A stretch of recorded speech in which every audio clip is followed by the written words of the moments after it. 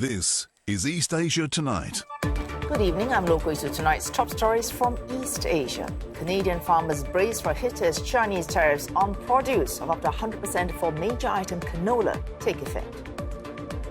North Korea warns Japan against deploying long-range missiles in Kyushu after Tokyo announced plans to beef up counter-attack capabilities and the defense of a strategic chain of islands.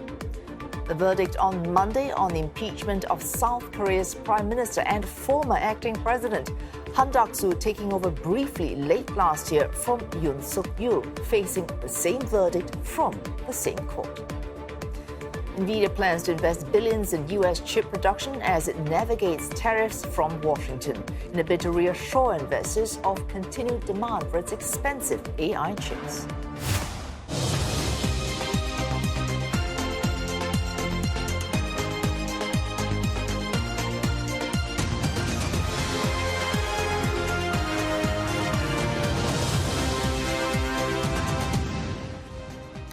And also on East Asia Tonight, a shift in attitudes as young people in China increasingly flock to rural regions in search of bargain property purchases.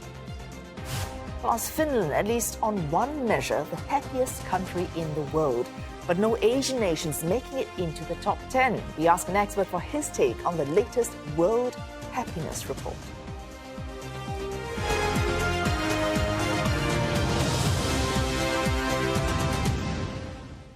Chinese tariffs on some Canadian products begin today. Duties were announced earlier this month after Ottawa imposed levies on Chinese goods last year. Beijing's tariffs will hit some agricultural products, including canola oil, with a 100% surcharge. Canada is one of the world's top exporters of canola oil, with China's leading destination for the product. And more, we're joined by CNA's Tan Yu-Guan in Shanghai. Yu-Guan, we generally suggest, or analysts do suggest, that those who impose tariffs are the most likely to be hit by the effects of those tariffs. With China imposing these tariffs on Canada, what's the likely impact on the ground for China? Well, as you mentioned, China is imposing 100% tariffs on granola, essentially Canadian rapeseed oil, oil cakes, and peas. Now, rapeseed is a crop that's processed into granola oil for cooking, as well as renewable fuel. But it is the byproduct of which we call the rapeseed meal, that is a high-protein animal feed and fertilizer, and it's quite critical in our discussion today, because it's worth noting that data shows that Canada accounts for a third of China's supply of rapeseed meal domestically, and nearly 3/4 of all imports of rapeseed meal comes from Canada, which is why the prices of rapeseed meal futures at one point rose up to about 8% a week after the tariffs were announced. Now, prices of soybean meal has also risen. Soybean is a possible substitution for rapeseed meal as a feed for livestock. Industry insiders are already forecasting that China could face a shortage of rapeseed meal by the third quarter of this year. In all, it is possible that unless alternative sources and supply chains of feedstock can be found, all this could result in lower profits for livestock farmers in China, as well as increased prices for meat for consumers in China. Wei-Su? All right, Yu-Guan, of course, a lot of focus on canola because it's 100% surcharge there. And of course, canola, Canada, a big producer of that, and China leading recipient of canola from Canada. Of course, the levies are 25% on other produce as well. So rapeseed, canola is just one cultivar group of rapeseed.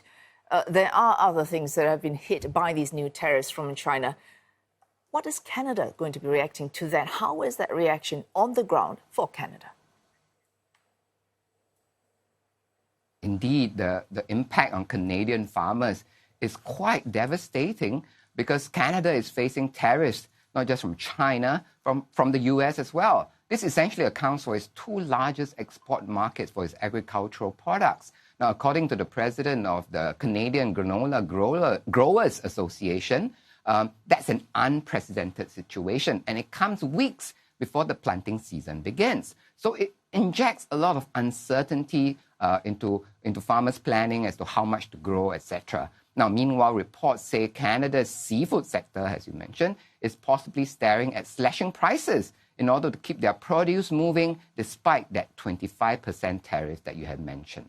Wei Su? All right, you're going to say the immediate economic impact of tariffs, that is undeniable. But arguably, the greatest victim in all this is certainty, or rather the increase in uncertainty. In fact, there could be a next round and next rounds, actually, in this tariff war. Well, as far as China and Canada is concerned, it's quite clear that both sides will hurt from this round of tariffs alone. China's tariffs, but the good news is that China's tariffs were announced 8th of March, and that's before the new Prime Minister of Canada took office on 14th of March. Right? The fact that Canada has a new Prime Minister is probably a good excuse as any for both sides to sit down and talk about a deal. After all, Canada's tariffs on Chinese EVs, aluminium and steel were pretty much in unison or coattails of US moves on these products. And that was before the US too threatened tariffs on Canadian products. Besides, when we look at it in more granular detail, the only Chinese branded EVs have yet to really enter the Canadian market. The share of imported Chinese EVs really surged last year in Canada, primarily because US-based Tesla began supplying the Canadian market with cars made here in Shanghai. Now, talk about irony. And in fact, it's reported that the public opinion in Canada against Tesla, against Elon Musk is kind of, souring, given the Elon Musk's close relationship with the Trump administration. Elon Musk did gain Canadian citizenship via his mother at birth. And now there are thousands of Canadians asking for his citizenship to be revoked. So if you ask me, as far as the Canadian Prime Minister is concerned, I think a deal in China will not hurt his popularity in Canada one bit. Wei Su? Well, thanks for that. CNA's Tan Yu-Guan with that brave look into the tariff crystal ball. Live there in Shanghai. The Pentagon is reportedly considering a halt to the planned expansion of troops stationed in Japan amid efforts by the Trump administration to shrink the federal government. The U.S. has been planning to reconstitute forces in Japan as a joint force headquarters to allow for better coordination with Japan's self-defense forces. American media outlets NBC and CNN citing a briefing document and unnamed defense officials. They say the Pentagon is considering significant cuts. The document said stopping the planned expansion could save more than $1 billion, but warned the move could create political risk for America in Japan and reduce Washington's scope of command and control in the Pacific.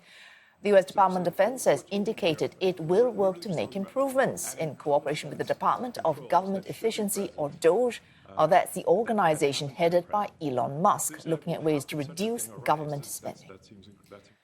North Korea has warned Japan against deploying long-range missiles to the Kyushu region as Tokyo mulls the move to boost its ability to defend itself.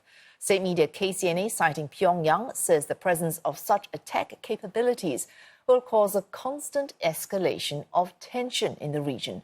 North Korea also accusing Japan of continuing a past history of aggression through its military alliance with the U.S. and cooperation with NATO forces. Japan has been considering deploying long-range missiles on Kyushu for what it calls counter-strike capabilities to hit enemy targets in the event of an emergency. North Korean leader Kim Jong-un hit out last month at the trilateral military cooperation between the U.S., Japan and South Korea as the cause of rising tensions in the region. He also pledged countermeasures, including the further development of nuclear forces. A Chinese internet giant Baidu has denied allegations of an internal data breach after the daughter of a top executive leaked personal data of other internet users last week. Local media reported that the 13-year-old had been involved in an online argument which led to the disclosure of user information. This included their real names, phone numbers and IP addresses. The teenager is the daughter of Xie Guangjun. He is the vice president of Baidu's cloud division. Baidu says employees and executives are prohibited from accessing user data. The cloud provider claims the information came from illegally obtained doxing databases on foreign platforms, which amounts to stolen data. Baidu also filed a police report, including claims that Mr. Xie had provided his daughter with database access. Chinese media outlets say this week that Mr. Xie had apologized for his daughter's behavior. The controversy comes as Beijing continues to tighten restrictions on the sharing of private information amid the rise of online data sellers.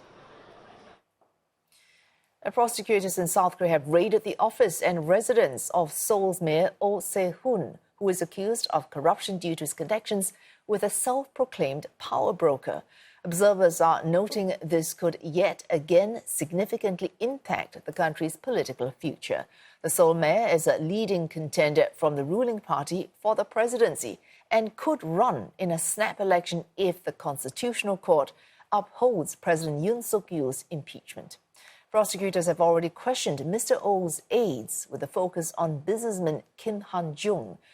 The businessman is said to have paid for unpublished opinion polls during the 2021 mayoral by-election. There are suspicions that Mr. Kim, who is a known supporter of Mr. Oh, paid more than $22,000 for polling services linked to Myung's company. Mr. Myung claims to have met Mr. Oh 7 times, including a 3-way meeting with Mr. Kim, and played a key role in the mayor's election win. Both Mr. Oh and Mr. Kim have denied those allegations. The Seoul mayor insists his meetings with Mr. Myung were limited to 2 encounters in January 2021 and claims that he cut ties with Mr. Myung after that. We stay in South Korea. The Constitutional Court says it will deliver its ruling on the impeachment of Prime Minister Han Duck-soo on Monday next week. Observers say the court's decision in Mr. Han's case could provide a sense of which way the impeachment proceedings on President Yoon Suk Yeol could go. The National Assembly stripped Mr. Han of his duties 87 days ago while he was serving as acting president. Opposition MPs had been angered by his refusal to appoint 3 justices to the Constitutional Court, which at the time had vacant seats reserved for nominees chosen by legislators. And for more, we have CNA's senior correspondent in Seoul, Lim Yoon-suk. She joins us live. Yoon-suk, the court that will rule on Prime Minister Han Duck-soo on Monday, his impeachment, is there any sign at this point of how that ruling might go? Well, we really don't know. All we do know is the court has designated Monday as the day when it will be announcing its verdict on Prime Minister Han Duck-soo, who was impeached by Parliament in December. Now, as you said, he was acting president then since President Yoon Suk Yeol was impeached by Parliament before him for his martial law declaration. Now, Han Duck-soo was the acting president for less than 2 weeks before the opposition-led Parliament decided to impeach him because he refused to appoint 3 justices to the Constitutional Court. Now, after Han Duck-soo was impeached, we have the Finance Minister Choi Sang-mok, who is acting president right now. And Choi Sang-mok has appointed 2 justices to the Constitutional Court, but he also has refrained from appointing the 3rd justice, saying that there must be this partisan agreement first. Now, the main opposition party has also threatened to impeach acting President Choi Sang-mok if he doesn't appoint the 3rd and the last justice minister out of the 9-member Constitutional Court. And so, it'll be interesting to see on Monday if the Constitutional Court thinks that impeached Prime Minister Han Duck-soo did break any constitutional laws by refusing to appoint the 3rd justice, and if they hold that parliamentary decision, then Prime Minister Han Duck-soo will be officially removed from office. But if the court rejects that argument, then Han Duck-soo will be reinstated as the prime minister and also the country's acting president.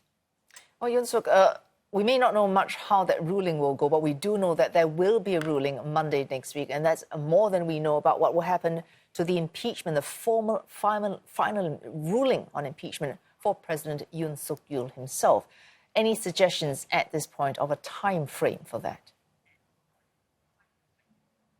No, really, everybody's been really just waiting for that court to announce the date for that ruling. But many people had anticipated the ruling to be out last week because in the case of the two other former presidents, Park Geun-hye and Roh Moo-hyun, who went through impeachment trials also, the ruling was out within 2 weeks. That didn't happen, and so many people said that perhaps it would happen this week. So far, there's been no word from the Constitutional Court. Now, all eyes will be whether it'll be happening next week. There's some experts here are saying that it could even be delayed until early April. Now, it's difficult to know exactly why and what's happening inside the Constitutional Court, but the court is believed to be going through this internal deliberations and in-depth discussions over some of the major issues involving the martial law declaration. Now, it is possible, according to many experts here speaking to the local media, that there is this debate still ongoing between the justices, and there is no unanimous agreement. Now, many experts here are also saying that the justices probably agreed that President Yoon Suk Yeol did violate the Constitution by not getting his cabinet ministers to agree to the martial law declaration as he should have. But the question is, whether that violation is so severe, so significant for President Yoon to be impeached and removed from office. Now, meanwhile, tensions are running high here in South Korea among those waiting, for President Yoon's verdict. We had several college students today calling for the court to impeach him, and they started this 3-step, 1-bow ritual, which is usually performed by Buddhists, wanting their wishes to come true. And they started this from this Gwanghwamun Plaza and went all the way to the Constitutional Court. And meanwhile, outside the Constitutional Court, there was a lawmaker from the main opposition, Park Geun-hye, who was holding a press conference saying that the court should make a decision soon when someone, very likely a supporter of President Yoon, who was at that site, threw an egg at her and also a bandana at her face. Now, the lawmaker has sued this person, and so there is an investigation ongoing. But really, it's not just this one case. There are rallies being held in Seoul by pro and against President Yoon's impeachment. The police are on alert all day, doing all they can to keep these two groups far apart of possible clashes. And so, this country seems to have become much more polarized than it was before when this whole political turmoil began with that martial law declaration, and we're just waiting for the Constitutional Court to give that date as to when President Yoon Suk Yeol, the ruling for President Yoon Suk Yeol will be announced. Oh, thanks. Lim Yoon-suk there looking at impeachment rulings Monday. That will be for the Prime Minister, and still no date yet for President Yoon Suk Yeol. That was Lim Yoon-suk speaking to us from Seoul. Still ahead on East Asia tonight, SoftBank says it has reached a deal to acquire U.S. semiconductor firm Ampere for $6.5 billion. Chinese automaker Geely reports robust earnings for the fiscal year 2024, driven by record exports.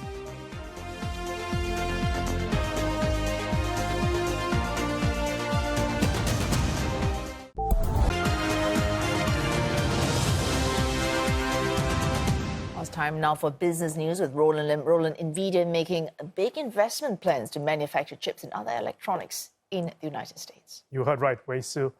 The reports have not officially been confirmed, but they suggest the AI chip giant is going to spend around $500 billion in the next 4 years. NVIDIA's massive spending projection for US-made electronics comes as it seeks to pull back its supply chain from Asia amid tariff threats from the Trump administration. According to the Financial Times, the NVIDIA chief says the firm aims to manufacture hundreds of billions of dollars of such products in the US, and the chipmaker was able to make its latest systems in America through TSMC and Foxconn. The chipmaker this week hosted its GTC conference with Seoul CEO Jensen Huang, further defending the firm's market dominance in AI and the hefty cost of its chips. He's reassured clients that the best way to reduce AI development costs is to get NVIDIA's fastest chips. Major cloud service providers, Microsoft, Amazon, and Alphabet, have already bought some 3.6 million of NVIDIA's advanced Blackwell chips this year. And Huang says that the figure does not yet include orders from one of its biggest buyers, Facebook owner Meta. And that also far exceeds the 1.3 million in AI chips that the company sold to its top 4 customers back in 2024. While Mr. Huang expressed optimism in continued AI demand, CNA's Tan So-hui, who's at the conference in California, told us he's also weighed on some of the potential risks to the sector. He did mention the potential risk of tariffs, proposed tariffs on imported goods from countries such as China, Mexico, and Canada.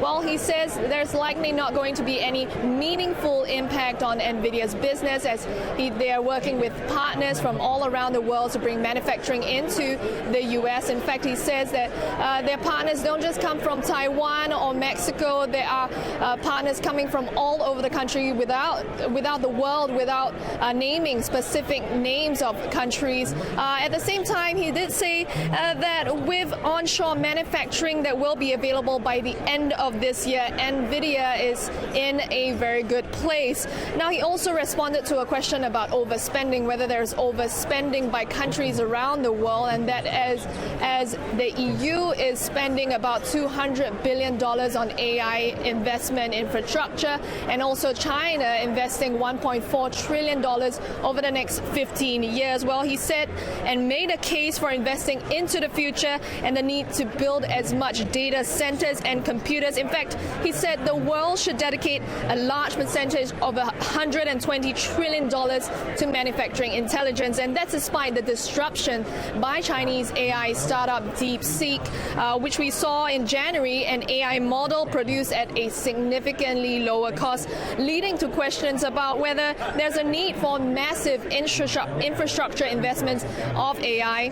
I also got to ask a question to CEO Jensen Huang. I asked him about NVIDIA's vision for business in China if there were no trade wars or any threat of tariffs. But he said that as the world becomes more complicated, it's crucial that NVIDIA complies with the law. And even so, he didn't seem to have any qualms or concerns about competition and threats from China. In fact, he welcomed it. He in fact said that China should continue to produce computer scientists. Well, the GTC conference is set to come to a close soon on Friday, with a day dedicated to quantum technology on Thursday. Japan's SoftBank Group has sealed a deal to purchase chip designer Ampere Computing for $6.5 billion. It's the latest investment by the conglomerate as it seeks to make the most of an exploding demand for AI chips and to enhance its artificial intelligence capabilities. The California-based startup makes processors for cloud computing and data center applications based on technology from UK chip designer ARM, which is majority owned by SoftBank. Now, SoftBank and Ampere's expertise can complement its chip unit. As part of the agreement, Ampere's lead investors, Oracle and Carlyle, will be selling their respective stakes. The deal is expected to close in the second half of this year, after which Ampere will operate as a wholly owned subsidiary of SoftBank. The acquisition follows a series of multi-billion-dollar investments by the Japanese conglomerate, including in OpenAI and the Stargate project. Now, they are part of SoftBank's efforts to build an AI data center infrastructure in the U.S. Market action now. Chinese shares headed lower after commercial banks in the country kept key lending rates unchanged for the fifth straight month at their monthly fixing. The one-year loan prime rate was kept at 3.1%, while the five-year loan prime rate unchanged at 3.6%. The decision comes as officials try to balance prioritizing financial stability with ramping up stimulus, and that's amid fresh trade tensions. China last cut its policy rate back in September and benchmarked LPRs in October of last year. Quick check on the markets. Shanghai Composite ending the day 0.5% lower, Shenzhen worse off by 0.9%, and the Hang Seng Index having its worst day in 3 weeks, 2.23 in the red. The Chinese currency, meanwhile, is strengthened or is weaker against the greenback, currently by 7.243. Remember, the yuan did ease against the dollar earlier on, as China sets its official midpoint at its weakest in 2 months. Electric vehicle maker BYD still well in the green. That's despite news out of the EU that it's investigating the firm's Hungary plant's unfair Chinese subsidies. And I'll be back with a little more business news a little later on. Oh, thanks for that, Rob. We're still ahead on East Asia tonight. No Asian country makes the top 10 in the World Happiness Report. We ask one expert why.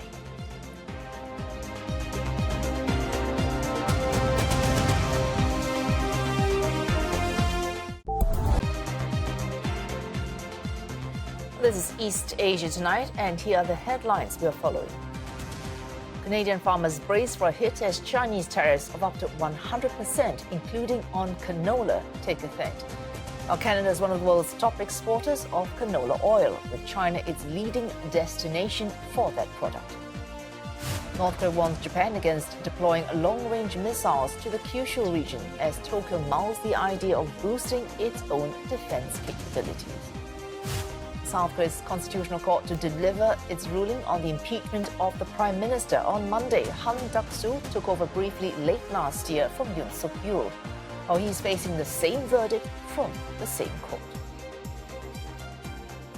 East Asian countries may rank high as economic powers, but this may not be the case when it comes to being happy. That's based on the latest findings from the World Happiness Report 2025. This assessed 140 countries and territories. People are asked to evaluate the quality of their life on a scale of 0 to 10, with 10 representing the best. Results in the past 3 years are then averaged to create a ranking. In East Asia, China came in at 68, it's down from 60 in the previous report. Japan, 55 compared to 51 previously. South Korea standing at 58, slipping as well from 52. This year's report focused on the theme of caring and sharing. It found that having meals with others was strongly linked to well-being across all global regions. It also showed that factors outside economics, such as social support and community, can contribute to happiness. But it also noted an increase in anxiety, worry, and stress around the world. The world's happiest country, according to this data at least, is Finland for the 8th straight year. Other Nordic countries, Denmark, Iceland, and Sweden, also dominating the index. The United States fell 1 spot to 24 this year. This is the lowest ever ranking.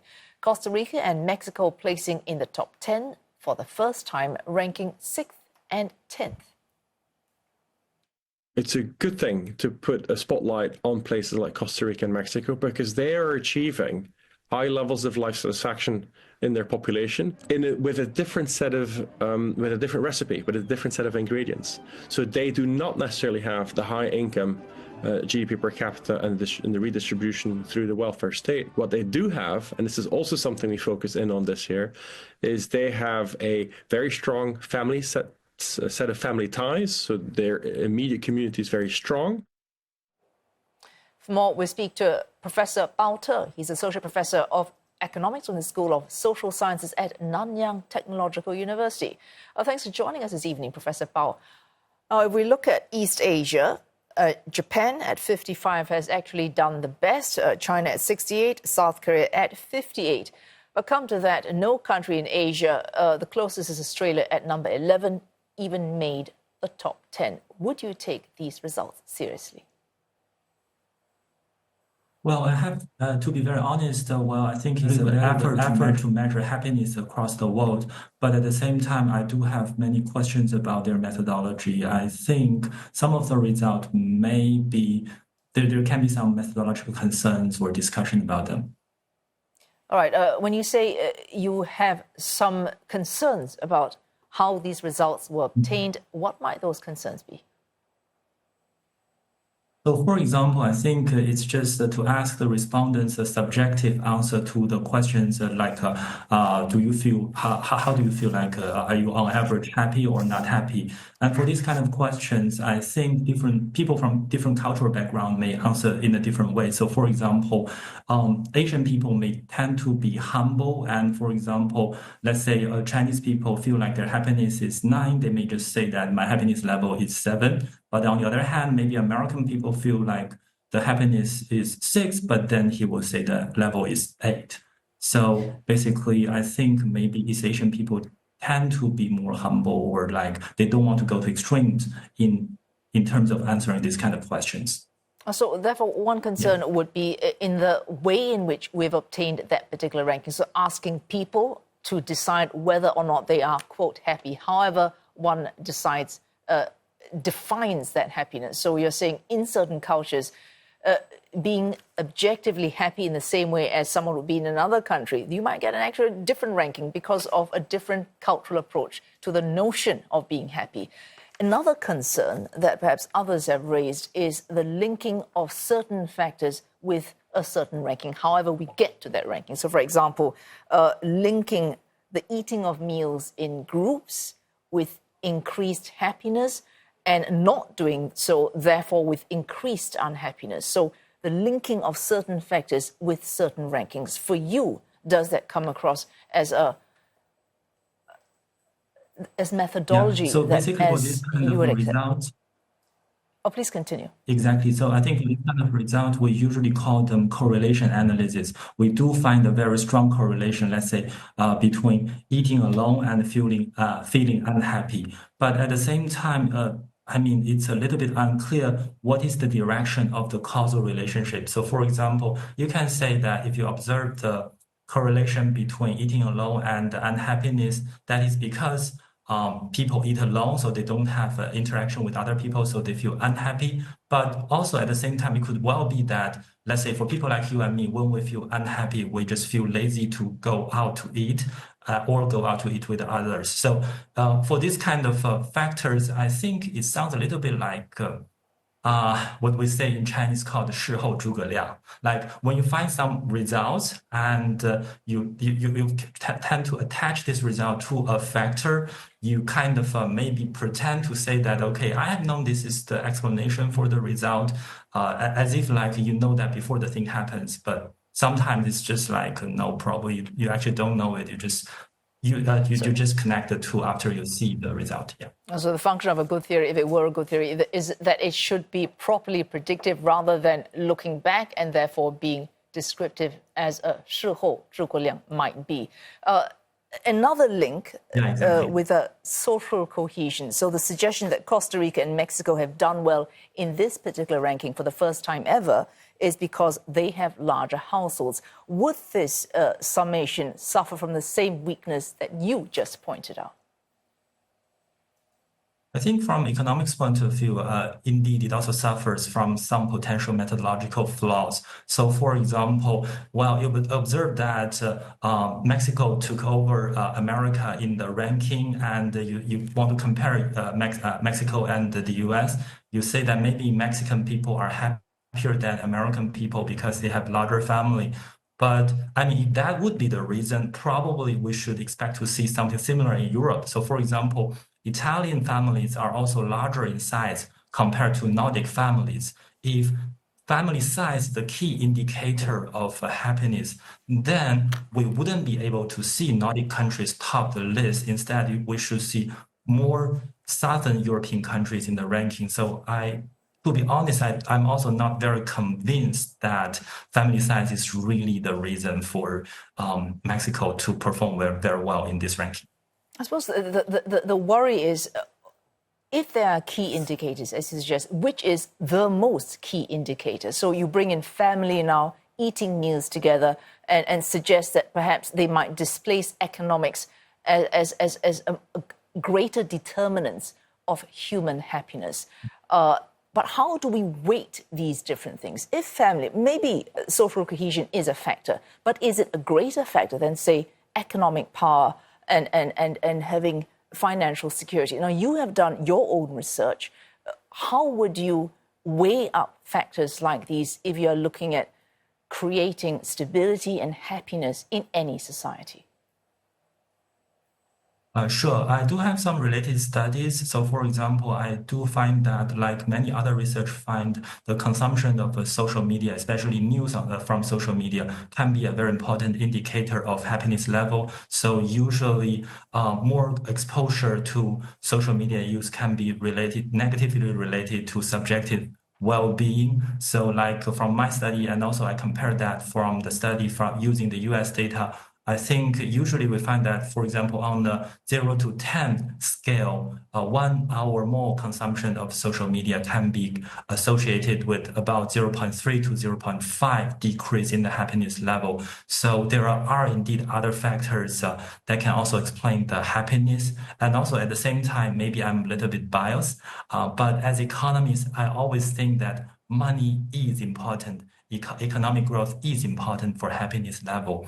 That is not only a belief, but also I remember there are many studies on top journals like Science, Nature, or PNS showing strong evidence of the relationship between income and happiness level. A quick question then. So you would not agree with the suggestion that as a region, we are perhaps more miserable than our Nordic European counterparts? Final question. Actually, I think that's my belief. I mean, indeed, East Asian people, maybe they're humble in evaluating their evaluated happiness level. And also at the same time, I do think that actually many East Asian people, if they are unhappy, that's mainly because of economic reasons. So for example, in China, the very high housing price can be a reason, or in Japan, the lack of economic growth opportunity or career opportunity can be a main reason for the loss of happiness, especially for young people. Yeah, on the one hand, I do not think that the difference between the happiness level of East Asian people and Western or Nordic countries, Northern European country people are that big. And also at the same time, I would also say that if there are some reasons for East Asian people to be unhappy, actually economic factors play a larger role. Thanks for that. Associate Professor Bao Te from the School of Social Sciences at Nanyang Technological University here in Singapore. Japan is marking 30 years since one of its worst terror attacks. In 1995, members of a doomsday cult carried out a nerve gas attack on the Tokyo subway, killing 14 people and injuring nearly 6,000 others. Sarin gas, as one of the most toxic and fastest-acting nerve agents used in chemical warfare, was released across 3 lines in central Tokyo. Many of those who survived continued to suffer vision problems, fatigue and psychological trauma. Leader Asahara Shoko and 12 members of the Aum Shinrikyo cult were sentenced to death and executed in 2018. The group has disbanded, but successor organizations remain active, with Japanese authorities keeping an eye on them. A small group of Tokyo subway workers held a solemn annual ceremony at Kasu Megaseki Station, located in the government district. As one of the areas targeted in 1995, mourners left flowers, offered prayers during the morning rush hour. 事件から30年っていうことで、まさにここに来るとその当日のことをこう鮮明に思い出して、すごい悲しみがこみ上げてくるんですけれども。Still on East Asia tonight, youth unemployment hits a 4-month high in China despite Beijing's efforts to bolster the economy.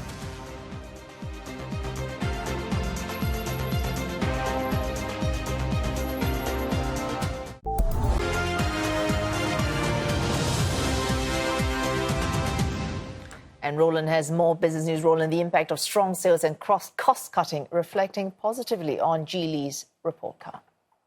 That's right, Wei Su. The Chinese car maker beat all profit estimates despite the fierce competition and slowing growth in the country's auto market. Now, Geely Automobile cementing itself as one of the stronger players in the country's intensely competitive EV sector. Net profit in 2024 more than tripled on robust sales and record exports.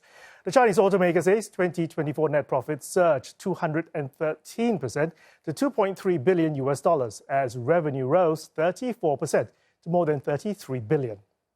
Sales in the overseas as well as domestic markets were robust, driving the outstanding performance. The firm says improved economies of scale, a better product mix and cost controls boosted performance. Geely in February merged its 2 units, that Zeekr and Lynk & Co, into Zeekr Group to better compete in the market. Its total vehicle deliveries last year surged 87% to 222,123 units. Geely expects the demand for vehicles to remain stable this year, though it notes that competition within the auto industry would intensify in terms of both technology and pricing. Geely is looking to sell some 2.71 million units in 2025. That's 25% more than last year. Japan's Mitsubishi Motors is reportedly planning to outsource its EV production to Taiwanese electronics giant Foxconn. According to Kyodo News, Mitsubishi aims to lower production costs through the collaboration. That's set to be announced by the end of this month. The carmaker is also working towards shortening the development period of its product lineup. Meantime, Foxconn is reportedly seeking to secure a foothold through the deal and eventually partner up with Nissan and Honda to create EVs. Merger talks between the two Japanese automakers collapsed last month, but Nissan is reportedly open to working with new partners, including Foxconn. Data out of China shows youth unemployment rose to a 4-month high in February, despite government efforts to bolster the economy. The urban jobless rate for 16 to 24-year-olds, excluding students, rose to nearly 17% in February. The figure had been around 16% in January. The data from the National Bureau of Statistics points to youth unemployment hitting its highest level since October. The unemployment rate for 25 to 29-year-olds ticked higher to 7.3%, and 4.3% for the 30 to 59-year-olds. Now, China's nationwide jobless rate climbed to 5.4% in February. And you're up to date with the business news. And thanks for that, Roland. Thanks so much. Our young people in China are increasingly flocking to rural regions to search for cheaper housing as the property slump continues. In the final part of our 3-part special on China's housing market, CNA's Lauren Rong takes a closer look at this trend. Unhurried streets and shops that shutter by sundown. Life moves at a gentler pace in Fuxing, a city tucked away in the northeast, or China's so-called Rust Belt, just a 2.5-hour train ride from Beijing. Yet, in this former mining hub's quiet corners, a growing community of young newcomers is breathing new life into its streets. Among them is this 29-year-old who moved from more than 1,000 kilometers away. 是的，因为它的物价还是相对来说比较低的。 附近的地理位置离北京也很近，如果说万一有什么问题的话，工作的话也比较方便一点。In 2024, Xiao Du bought her 28 square meter flat for just under $3,500. She found a flat on Xianyu, an online second-hand marketplace. 如果说以这个价格的话，不是简陋或者是你能接受面积小跟装修不好的话，就不要过来，因为这个价格的话，你基本上只能买到那边的，就是顶楼。 然后顶楼的话，其实是比较容易漏水，而且，是毛坯，所以说我感觉就是，就是大家可能对它的房价，它房价很低，但是会有一个错误的认知，就是你想过得好，在哪里都需要一笔。 On Chinese social media, netizens describe Fuxing's rock-bottom property prices as being as cheap as cabbages. According to data from Anji-Ke, one of China's largest real estate platforms, second-hand flats in Fuxing average at about $590 per square meters. That's compared to an average of $7,000 in first-tier city Shanghai and about $5,000 in third-tier city Xiamen. I'm here at one of the many morning markets in Fuxing, a common feature in social media videos about life here, where vloggers flaunt their grocery bargains. With 10 yuan or US dollars, about $1.30, you can get 5 apples or even 10 cabbages. Fuxing is among the handful of fourth-tier Chinese cities that have caught the eyes of those seeking respite from the pressures of modern life on a limited budget, including Hegang further up north and Hebi in central China. 原因挺多的，就有的是因为北漂，有的是因为工作很多年，确实在自己的城市买不起房，有的可能是因为家庭原因，反正各种原因的都有。 For decades, the development of China's old industrial base, like Liaoning province where Fuxing is located, lagged behind other regions. The housing crisis hit the region especially hard. Their population has been shrinking, and then the jobs has also been in decline. So and now you have then you build a lot of housing, and then so you have like a much larger housing stock. than what your population or economic opportunities can absorb. Yeah, so I think that excessive housing supply certainly has a much bigger impact in those places than cities that still has very strong attractions. In recent years, efforts to revive the local economy began to pay off. Last year, Liaoning logged GDP growth of 5.1%, beating the national average. In 2023, the province experienced net population growth for the first time in more than a decade, with a net inflow of 86,000 people. 我们到另一座城市的距离非常近，然后就是他们可能说从那边把这个钱挣到手，然后能说找一个离这个城市相对于来讲不是我自己能力范围之内的啊，然后把这些东西，因为你说你工作又有租房或者是租单位的房，然后你说你还需要说生活啊，还包括城市好一点的城市，他会说收入高一些，但是他的生活压力比较大，对吧？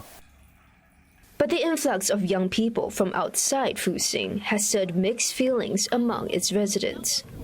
人多一点城市才能更发展吗？也是有好的，也是有坏的。就是它来了，可能是给经济带来发展，但是可能也会给一些房价就是提高，当地人买可能会贵了。反正每一个人都有自己的追求，这种东西，反正自己想要去哪儿都是随心而定，只要自己活得开心就好。 From the shift in young people's attitudes towards real estate and marriage to their migration away from cities, China's housing crisis, though far from over, may have already left a lasting impact on society. Lauren Ong, CNA, Fuxing. Japanese pitcher Roki Sasaki made his Major League Baseball debut with the Los Angeles Dodgers overnight. He showcased his ferocious fastball, but struggled with his command in the game against Chicago Cubs at the Tokyo Dome. He struck out 3 batters, but also gave up 1 run and 5 walks in 3 innings. Another home country hero, Shohei Ohtani, blasted a 1-run shot in the 5th inning, helping the Dodgers win the game. For Roki Sasaki, it was an emotional game. He made it to the American Baseball League after many years of hardship in Japan. His grandparents and his father were killed and his family's home destroyed in the 2011 tsunami.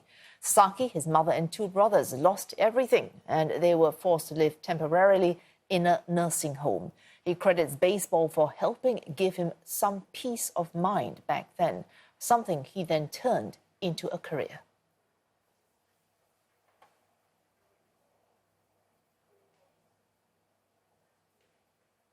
And there's East Asia Tonight for this Thursday. Don't forget headlines anytime at cna.asia, plus we're on Facebook and YouTube.